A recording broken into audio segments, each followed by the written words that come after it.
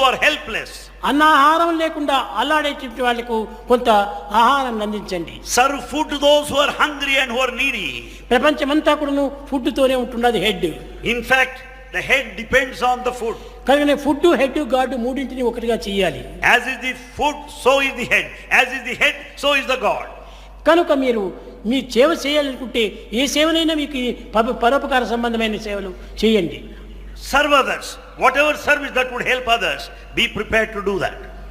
కనుక మీరు వారి కోసం వీరి కోసం కాచుకోనక్కర్లేదు. You don't have to wait for others. మీకు ఏదైనా అవసరమైతే నన్ను అడగండి. If you want anything, ask Bhagavan directly. నేను ఇస్తాను, కానీ మీరు ఎక్కడే కానీ నయా పైసా చందాలు కూడా వేయకూడదు. Whatever you want, Bhagavan will give you. Don't collect money.